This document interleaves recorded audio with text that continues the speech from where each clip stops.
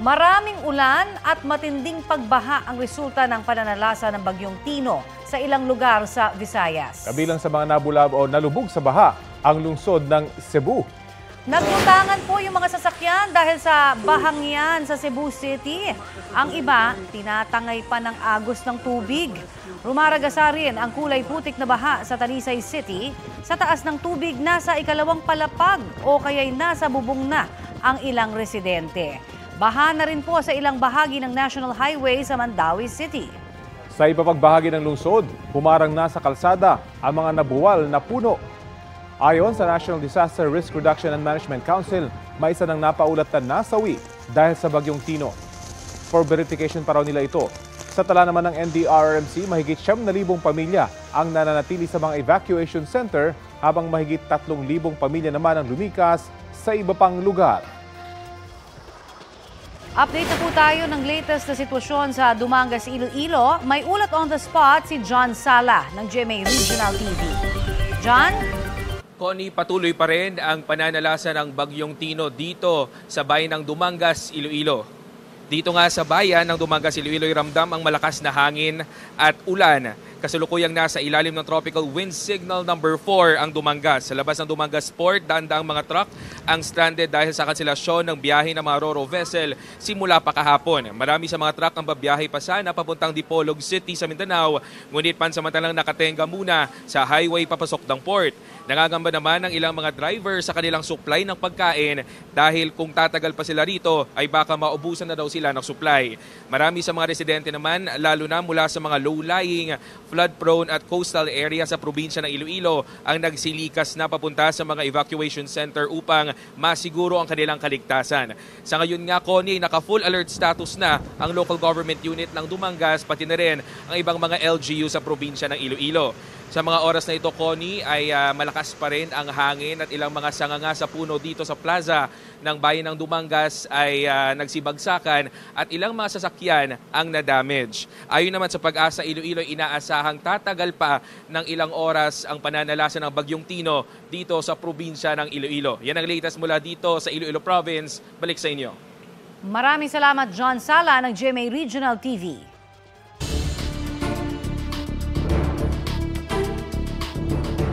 Mainit na balita, tuloy ang pananalasa ng Bagyong Tino sa Visayas.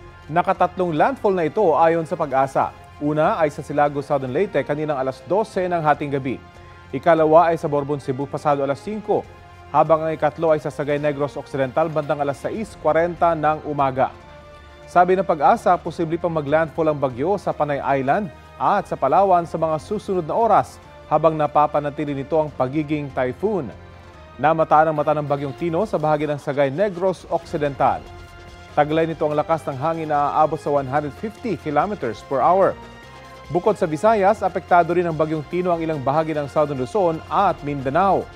Inuulan din ngayon ang Metro Manila, Calabarzon, Zambales, Bataan, Pampanga, Bulacan, Isabela at Aurora. Dahil naman sa shear line o salubungan ng malamig na amihan at ng mainit na easterlies, isa pang bagyo ang nagbabadyang pumasok sa Philippine Area of Responsibility. Namataan ng Tropical Depression mahigit 2,000 kilometro silangan ng northeastern Mindanao. Ayon sa Pag-asa, sa darating na weekend, posible itong pumasok ng PAR. Kung sakali, tatawagin niya ng bagyong Uwan. Pahirapan ang pagpapalikas sa ilang residenteng nakatira sa coastal area sa Bacolod City sa gitna pa rin po ng pananalasa ng Bagyong Tino. Ang mainit na balita hatid ni Adrian Prietos ng GMA Regional TV. Mga puso, Adrian Prietos po ng GMA Regional TV, One Western Visayas. Nandito tayo ngayon sa Bacolod City, probinsya ng Negros Occidental. Isang Bacolod City, mga kapuso, sa may signal number 4 sa buong Pilipinas. Signal number 4 din ang karamihan sa mga LGU lugar sa Northern Negros Occidental. At signal number 3 naman ang karamihan sa Southern Negros Occidental, mga kapuso. Dito sa Barangay 2 ay pahirapan ang isinagawang preemptive at emergency evacuation ng ating Barangay Council dahil nga itong mga residente sa ating coastal areas ay hindi pumapayag at hindi gustong tumungo o pumunta sa kanilang evacuation center dito, mga kapuso. Kaya naman ang isinagawa ng punong barangay at maging ng Barangay 2 Council ay sapilitan na itong pagkukuha o pag-evacuate sa mga coastal areas residents dito sa Barangay 2. Magpapadala rin ng mga kapulisan dito. Sa kasalukuyan, makikita nyo sa aking likuran mga kapuso, ay talagang napakalakas na ang paghampas ng hangin. Sa coastal area naman ay matataas na ang tubig mula sa dagat. Pinag-iingat ng Bacolod City Disaster Risk Reduction Management Council ang mga residente na kung pwede ay huwag nang umalis sa kanilang mga bahay. At kung pwede din sana ay tumungo na sa kanilang mga barangay hall. Adrian Priatos ng GMA Regional TV, nagbabalita para sa GMA Integrated News.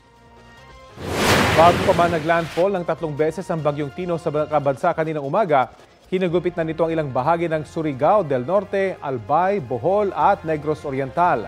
Balitang hatid ni Bam Alegre. Rumagasa ang baha sa Baay City sa Negros Oriental. Kasunod niya ng malakas na ulan na dulot ng bagyong Tino.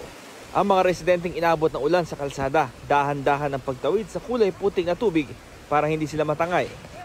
Nagpaulan din ng bagyo sa iba't ibang bahagi ng Bohol. Sa bayan ng Tubigon, maraming residente ng mga island barangay ang isinakay sa bangka para dalhin sa evacuation center. Nagsagawa na rin ng preemptive evacuation sa bayan ng Hetafe. Halos 70 pamilya ang inilikas mula sa mga coastal at island barangay ng munisipalidad. Mahigit 150 pamilya naman ang inilikas sa barangay Banawan sa Pio Duran, Albay. Isinakay sila sa mga rubber boat ng Municipal Disaster Risk Reduction and Management Office. Ayon sa PIO Duran MDRMO, delikadong matrap ang mga residente lalo't napapaligiran ang kanilang lugar ng dagat at ilog. Kinagabihan, bumuhos ang ulan sa bayan. Naranasan din ang malakas na hangin at ulan sa isla ng Bukas Grande sa Socorro, Surigao del Norte. Makikita ang tila pagsayaw ng mga puno dahil sa hampas na hangin. Ayon sa Pag-asa, ang mga lalawigan sa Visayas, Northern Mindanao, pati mga bayan sa Albay, kabilang sa mga apektado ng bagyong Tino. Bam Alegre, nagbabalita para sa GMA Integrated News. Nagsagawa naman ng preemptive evacuation sa ilang lugar sa Palawan bilang paghahanda po sa bagyong Tino. Sa Araceli, mahigit 400 pamilya ang nasa evacuation center. Mahigit 200 residente naman sa Magsaysay ang inilikas. Patuloy pa ang paglikas ng mga residente na nasa coastal area ng ibang bayan. Sa northern portion ng Palawan, naka-red alert status na rin po ang Palawan Provincial Emergency Operations Center.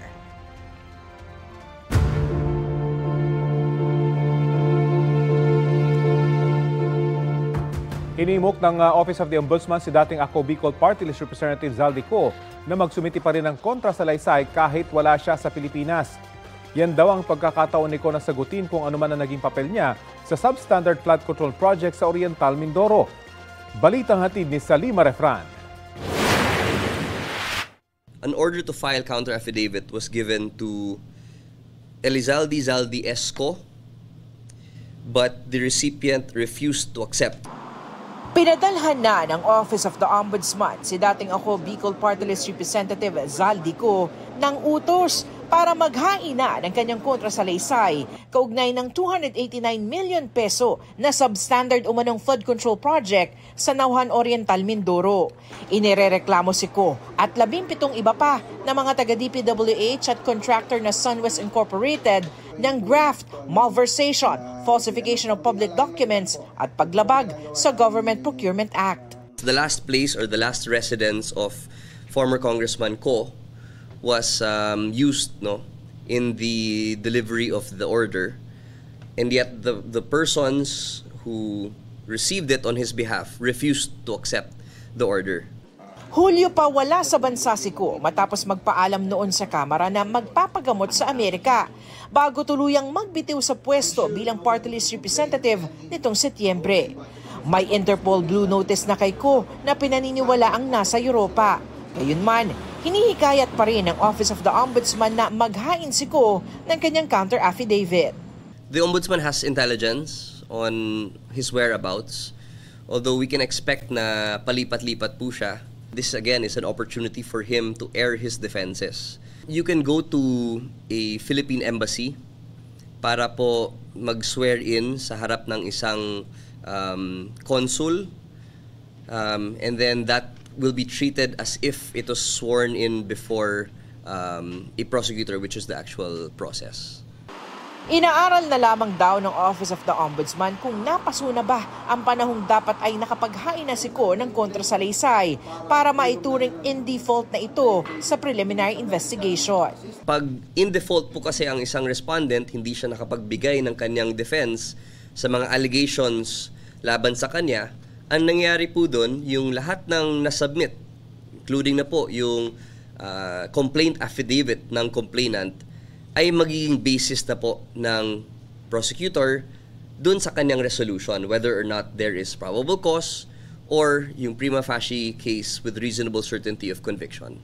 Samantala, 15 pang field investigators ang tinalaga ni Ombudsman Jesus Crispin Remulla para tumulong sa investigasyon. Kabuuang 30 field investigators na ang nakatutok sa flood control projects. Sarima Nefra, nagbabalita para sa GMA Integrated News. Ito ang GMA Regional TV News. Mainit na balita mula sa Luzon, hatid ng GMA Regional TV. Patay ang angkas ng isang motorsiklo matapos maaksidente sa Dasmariñas, Cavite. Chris, ano ang detalye?